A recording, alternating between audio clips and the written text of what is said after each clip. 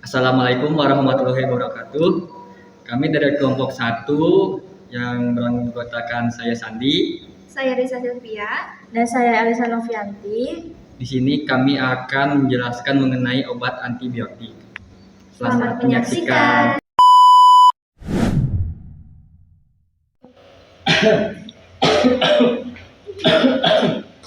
Sandi, kamu kenapa? Aku lagi batuk nih. Kamu udah minum obat belum? Sudah Kamu pakai obat apa? pakai obat antibiotik. Kamu tahu gak antibiotik itu apa? Sudah tahu. Antibiotik adalah obat yang digunakan untuk mengobati penyakit akibat infeksi. Oh iya. Terus obatnya apa? Contohnya, obatnya amoxicillin. Indikasinya untuk mengobati infeksi bakteri, terutama pada kulit dan jaringan lunak. Mekanisme kerjanya yaitu dengan menghambat pembentukan dinding sel. Itu contohnya. Oh iya. Nanti saya akan beli obatnya ya. Selanjutnya yaitu azitromisin, indikasinya untuk mengobati infeksi saluran pernapasan. Mekanisme kerjanya dengan menghambat sistensi protein bakteri. Yang ketiga yaitu ciprofloxacin, indikasinya menghambat infeksi bakteri terutama infeksi saluran kemih. Mekanisme kerjanya dengan menghambat DNA gires yang diperlakukan untuk neplikasi DNA bakteri. Yang keempat yaitu metronidazole, indikasinya mengobati infeksi protozoa dan bakteri. Mekanisme kerjanya mengganggu DNA dan protein sel mikroorganisme. Yang kelima yaitu doxycycline, indikasinya mengobati berbagai infeksi bakteri. Mekanisme kerjanya dengan menghambat sintesis protein bakteri. Yang keenam yaitu erythromycin, indikasinya mengobati infeksi bakteri. Mekanisme kerjanya dengan menghambat sintesis protein bakteri. Yang ketujuh yaitu levofloxacin, indikasinya mengobati infeksi bakteri saluran kemih. Mekanisme kerjanya dengan menghambat DNA gires.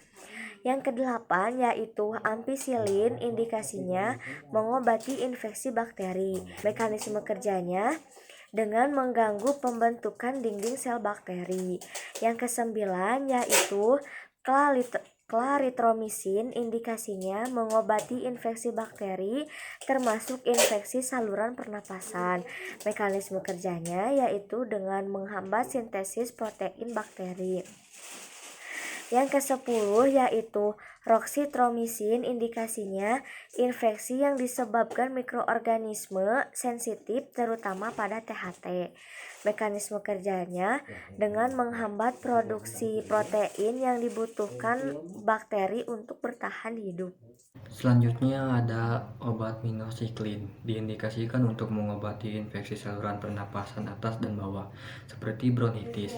Untuk mekanisme kerjanya, mengganggu kemampuan bakteri untuk membuat protein yang diperlukan untuk pertumbuhan dan replikasi mereka.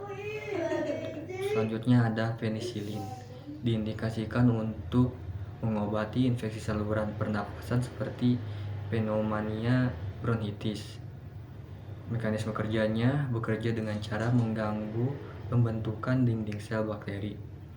Selanjutnya ada cefalexin, diindikasikan untuk mengobati infeksi saluran kemih seperti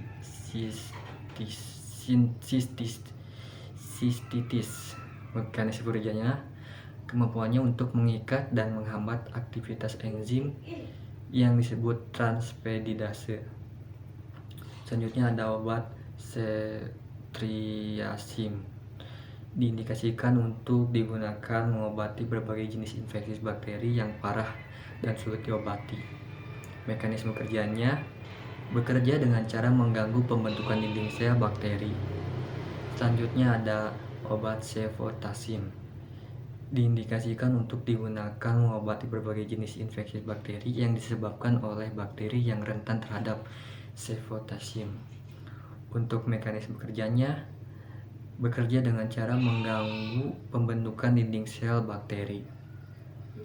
Selanjutnya ada obat cefixime, diindikasikan untuk digunakan pengobatan demam tifoid yang disebabkan oleh bakteri Salmonella typhi. Untuk mekanisme kerjanya, bekerja dengan cara mengganggu pembentukan dinding sel bakteri. Selanjutnya ada cefurosim. Diindikasikan dapat digunakan untuk mengobati infeksi telinga tengah, terutama pada anak-anak. Untuk mekanisme kerjanya, menghambat pembentukan dinding sel yang dibutuhkan bakteri untuk bertahan hidup. Selanjutnya ada obat cefaclor. Indikasinya untuk mengatasi infeksi abdominal, saluran pernafasan, infeksi kulit dan struktur kulit, serta infeksi dengan saluran kemih. Untuk mekanisme kerjanya, obat ini bekerja dengan menghentikan dan menghambat pertumbuhan bakteri pemicu infeksi di dalam tubuh. Selanjutnya ada gentamisin.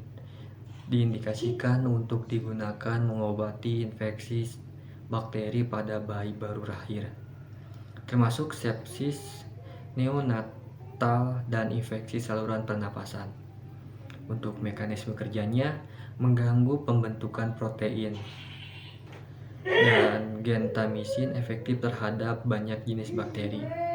Yang selanjutnya ada vaxomisin. Diindikasikan untuk digunakan mengobati infeksi darah atau bakteriemia yang disebabkan oleh bakteri, termasuk infeksi yang bersifat nosokomial yang terjadi di rumah sakit.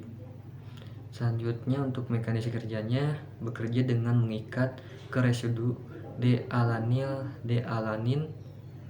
pada rantai peptidoglykan, sebuah komponen penting dalam dinding sel bakteri. Selanjutnya ada obat clindamycin. Clindamycin diindikasikan untuk infeksi tulang sendi, kulit, dan jaringan lunak. Mekanisme kerjanya yaitu menghambat sintesis protein pada bakteri. Kemudian meropenem diindikasikan untuk infeksi bakteri seperti meningitis, infeksi kulit parah, infeksi organ, dan infeksi saluran nafas. Mekanisme kerjanya yaitu menghambat dinding sel bakteri sehingga bakteri bersifat bakterisidal atau dapat membunuh bakteri. Kemudian imipenem diindikasikan untuk bakteri gram positif atau gram negatif, bakteri aerob ataupun anaerob, dan bakteri resisten beta-laktam. Mekanisme kerjanya yaitu menghambat dinding sel bakteri sehingga bakteri bersifat bakterisidal. Kemudian basitrasin. Basitrasin diindikasikan untuk infeksi pada kulit seperti luka gores, luka bakar. Mekanisme kerjanya yaitu menghambat pembentukan sel bakteri sehingga pertumbuhan bakteri dapat terhenti. Kemudian tetrasiklin. Tetrasiklin diindikasikan untuk infeksi bakteri seperti pneumonia, infeksi saluran pencernaan, mengatasi jerawat, dan rosacea. Kemudian mekanisme kerjanya yaitu menghambat pembentukan protein yang penting untuk pertumbuhan bakteri. Rifampicin diindikasikan untuk pengobatan tuberkulosis paru. Mekanisme kerjanya yaitu menghambat sintesis protein sehingga pertumbuhan bakteri dapat terhenti.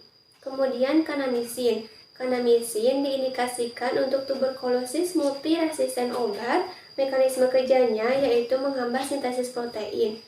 Kemudian chloramphenicol. Chloramphenicol diindikasikan untuk infeksi berat seperti meningitis, demam tifoid, dan kolera.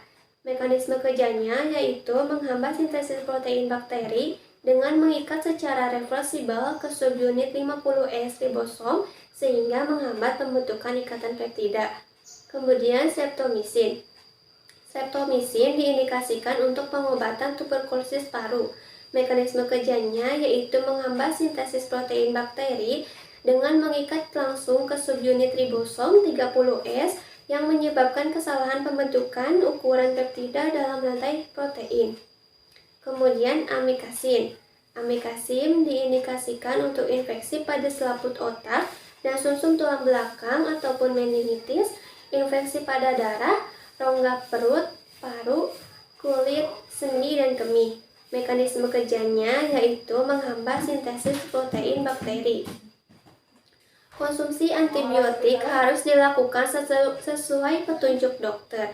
Jika dikonsumsi sembarangan, maka antibiotik bukannya menyembuhkan penyakit, tetapi juga menimbulkan berbagai penyakit masalah kesehatan. Agar antibiotik bisa bekerja dengan efektif dan aman, maka dokter akan mempertimbangkan beberapa hal sebelum meresepkan antibiotik. Cukup sekian penjelasan dari kelompok kami. Kurang lebihnya mohon maaf dan semoga bermanfaat. Assalamualaikum warahmatullahi wabarakatuh.